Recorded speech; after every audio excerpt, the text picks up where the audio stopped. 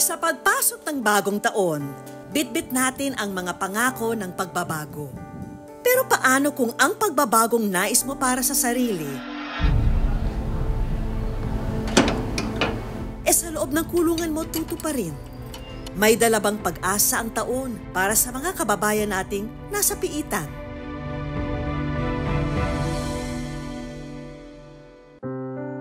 Yan ang sitwasyon ng kapuso nating tawagin na lang natin sa pangalang Cheche. 4 na taon nang nakapiit sa Naik Municipal Jail.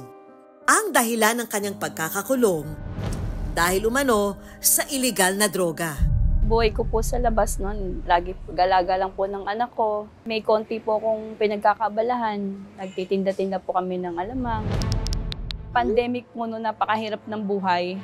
Yung last na mga naging kaibigan ko po, nagiging customer ko sa pagtitinda ko ng mga alamang. Hindi ko po alam na involved siya sa ganyan. Tapos na-involved po ako sa kanila. Nadamay po ako sa mga kaibigan ko. Napagkamalan din po ako na ako yung sa akin sila nakuha. Kalakip ng kanyang pagkakakulong ay ang sakit ng katotohanang kailangan niyang mawalay sa pamilya na naging dahilan para ang kanyang 4 na anak magkahiwa-hiwalay at maiwan sa pangangalaga ng kanyang mga kaanak. Nung una po napakahirap dahil lagi ko iniisip yung mga anak ko. Tapos ang dami pong nawala sa akin.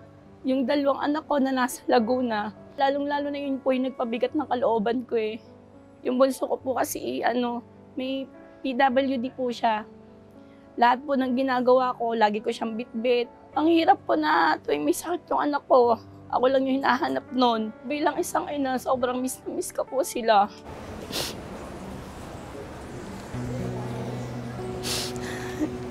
Ang mga anak ni Cheche sa kasalukuyan niyang kinakasama, maliliit pa lang ng kanyang iwanan.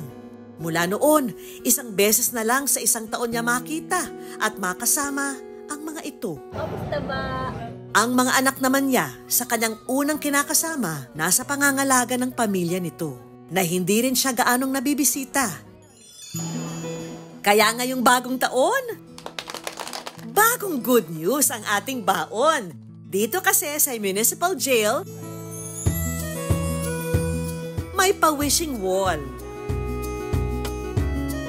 Kung saan ang mga munting request ng mga preso susubukang matupad. Ito po ang programa na nagbibigay po ang ating mga PDL ng mga request, especially po sa mga basic na request nila sa makita ang pamilya, makita ang mga anak, makakuha po ng mga basic na needs. Ito po ay ginagrant ng ating mga personnel as ng ating mga bisita.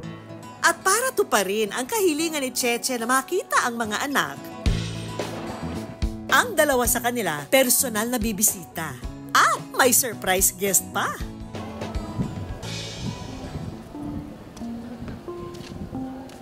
Sa ito pong bunso, nakikita ko naman po siya. Ay! Ay! Matik! Mami! Ay! Kiss mo na si Mami! Ang ganda ka ba? Ang anak ko, negra! Ay, Ate Mari! Wow! Ay! Ikaw nga, ang ganda mo! Namiss mo si Mami!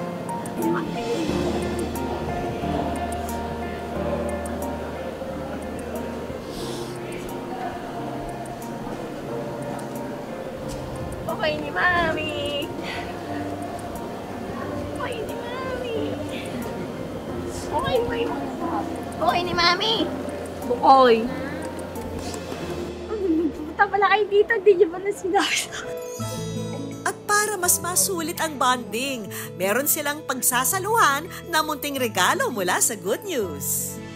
Lord, maraming salamat po sa maghapon na ito. Maraming salamat din po sa mga taong ginawa niyo pong instrumento para po makita at makasama ko po yung 2 anak ko. Kain na!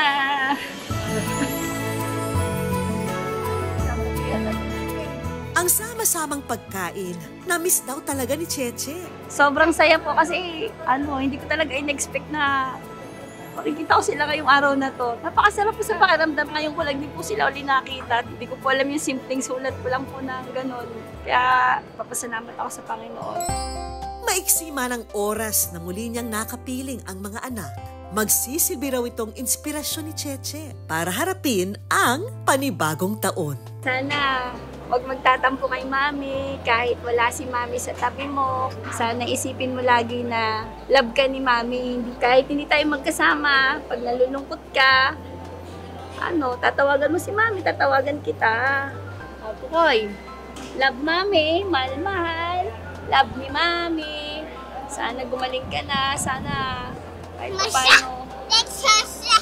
Opo, sana kahit paano. Awa ng Diyos.